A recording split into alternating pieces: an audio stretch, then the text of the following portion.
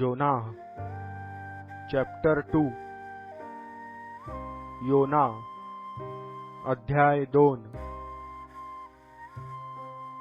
मत्स्याच्या पोटातून योनाने आपला देव परमेश्वर याची प्रार्थना केली।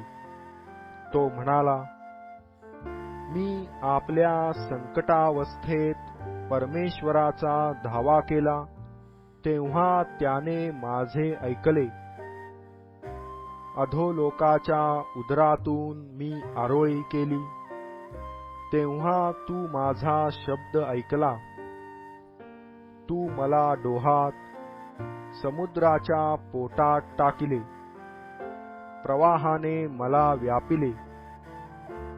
तुझ्या सर्व लाटा व कल्लोळ मजवरून गेले।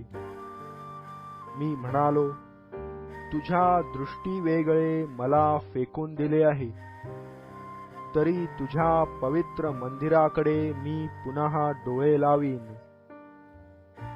जलांनी मला प्राण जाईपर्यंत व्यापिले, डोहाने चोहोकडून मला घेरिले।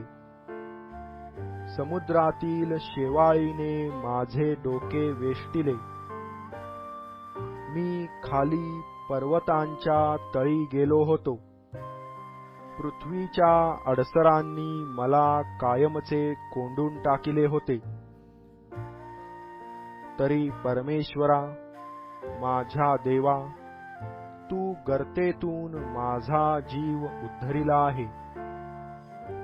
माझा जीव माझ्या ठायी व्याकुळ झाला, तेव्हा मी परमेश्वराचे स्मरण केले। माझी प्रार्थना तुझ्या पवित्र मंदिरात तुझ्याजवळ पोहोचली। जे निरर्थक मूर्तींना भजतात, ते आपल्या दयाघनास सोडून देतात। पण मी तुला आभार प्रदर्शनाचे यज्ञ करीन। मी केलेले नवस फेडीन। तारण परमेश्वरापासून होते।